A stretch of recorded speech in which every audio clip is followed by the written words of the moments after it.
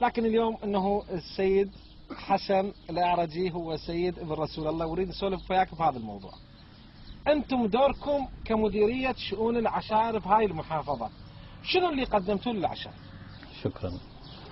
مديرية شؤون عشائر محافظة ميسان التابعة إلى وزارة الداخلية إلى القوى الساندة لعبت دور فعال في استتباب الأمن في المحافظة. مديرية شؤون عشائر ميسان متواصلة في حسم القضايا العشائرية المستعصية الذي خلقها النظام السابق لأكثر من 20 أو 25 سنة بهذه الوجوه الخيرة والحكماء الذين حسمت أكثر من قضية عشائرية مستعصية كانت مساعدة الشيوخ العشائر الغرض منها استتباب الأمن في المحافظة. زين، الشيوخ العشائر يعني متفاعلة وياكم، علاقتكم طيبة وياهم؟ علاقتنا بشيوخ العشائر علاقة متينة، علاقة أخ لأخيه وعلاقة ابن لوالده. أكثر الأحيان شيوخنا وعشائرنا نتعامل وياهم كآباء ونتعامل وياهم كأخوان، فمشكورين لهم في أي وقت وفي أي ساعة يمكن ندعيهم شيوخنا العشائر. الغرض من دعوتهم أنه هو المحافظة على الأمن في المحافظة. زين، تصير مشاكل بين العشائر، أنتم هم لكم دور في هاي حل النزاعات؟ إن دور فعال.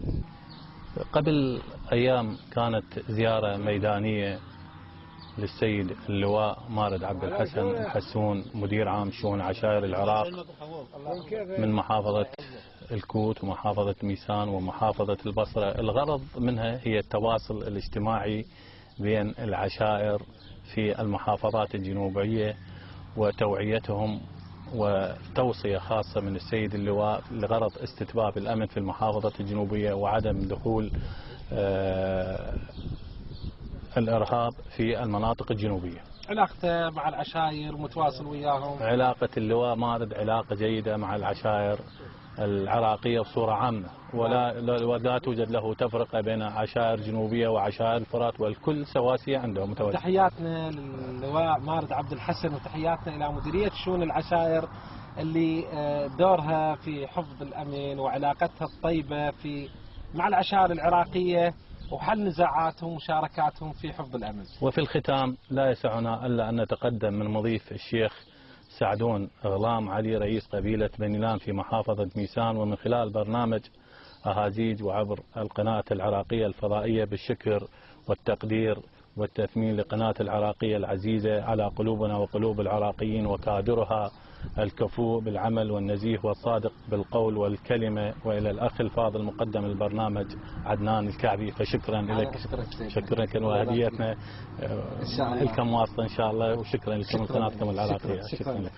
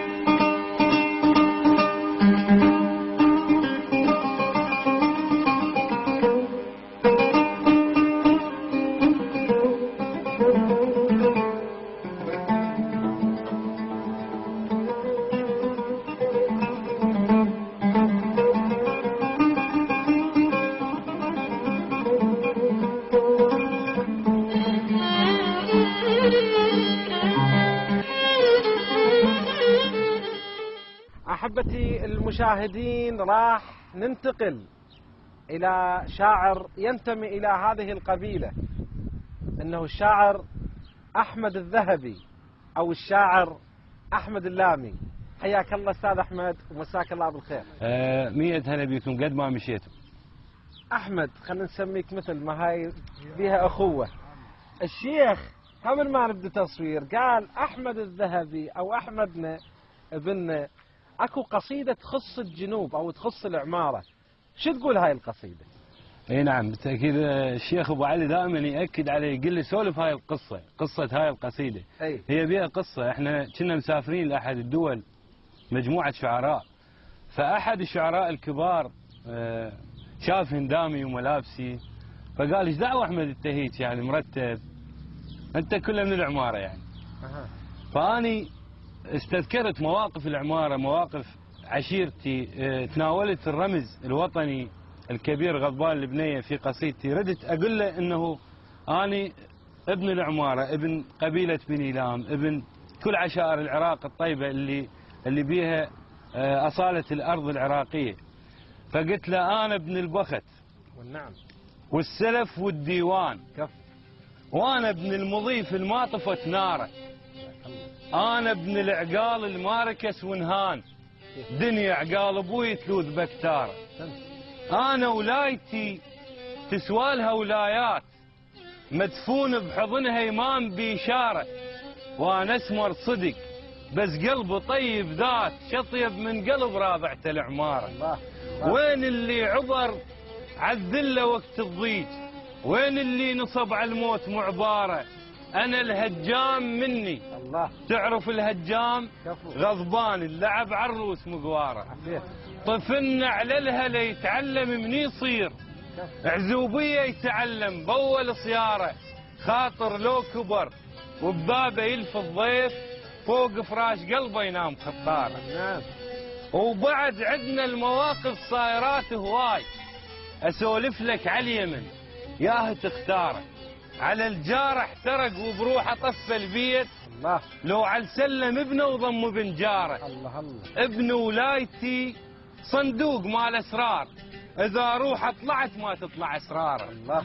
احجاره ما تعجبك لا تقلها بهاي، تجرحك لو تجي مرات الحجاره. اللي بذاك الطرف لو عزب داره يصير، اللي بهذا الطرف ينصب عزب داره. ونعم شيابنا لو كبروا ويحنبون، السيوف انحنت بس هي بتاره، بوجوه النثاين فتح باب العوز، بس ثوب الشرف ما فتح زراره. انا الجارات من عايلتي محسوبات، نعم. واخويا تصيح لي من تنتخذ جاره، امد شف بكرم كل ما يمرني العوز، شنه العوزه طخله ويعلى مقداره. علمت الجرح صبر البدو على الثار، ما اريد الجرح يستعجل بثاره، اللي ينكر واقعه بذله ومهانه يعيش، مثل اللي ينقتل ويضيع فياره، مثل اللي ينقتل ويضيع فياره. كفو منك ابو عمار. الله يخليك يا احمد وبارك الله بيك، وتحياتنا الى اهلنا وجنوب العراق، الى لواء العماره. الله يخليك. فاحنا طماعين ان نسمع اكثر منك. والله تسمع ابو عمار وبخدمتك انا، انت اخ عزيز وجيته غالي علينا. انا اليوم احكي باسم كل عمامي واقول لك عين غطا وعين فراش. هم عمامي ان شاء الله. الله عمامي يخليك. ان شاء الله يا ابو عمار. سمع كل العراق. اي. زعل خوان نزعل وانت راضى ردود، ان شاء الله. طبع الخوه ماي اللي يعطش يرد له، راضعنا الوطن مو بيدك انت تروح، هي الخوه قابل ثوب وتبدله. وافرض بدلتني شلون شاو الدين، مو وقت الصلاه ما عندنا بس قبله، عتب خوان نعتب والعتب مسموح، والزين العتب من ينحكي قبله، كاف الخشبه عندنا تصير بس تابوت، وباقي الدول صبوره لو رحله، كاف بلا شباب يشوف شباب الشاب، والشاب الشباب بعينه ما يحلى، كاف بلا يكحل عيون الحديثات، عرفن بس دمع ما عرفن الكحله، ليش بلا سبب نتكاتل انا وياك، تقتلني واقتلك شنو اللي نحصله، قدام الغرب شايل علي سلاح، عيب العيب خويا وفشلة الفشلة، اقتلني بشرط سد لي الفضائيات، واضمن لي الخبر ما واحد يوصله، وخزع لك فرات ايش ما يريد يطول، يم قرمة علي ويتراضى ويدجله، يم قرمة علي ويتراضى ويدجله. تسلم يا احمد. انت السالم. بارك الله فيك، وان شاء الله العراق واحد وقلب واحد وايد ان واحدة. شاء الله. هو زعل العراق كذاب ابو عمار. الله يخليك. ان شاء الله. الله يخليك، احنا ممنونين منك. هذه ممنون. بارك الله بيك. مليون شكراً هلا لك. بك. احبتي متواصلين وياكم، وراح ناخذ فاصل ونرجع لكم. تاريخ الهزالة الشعب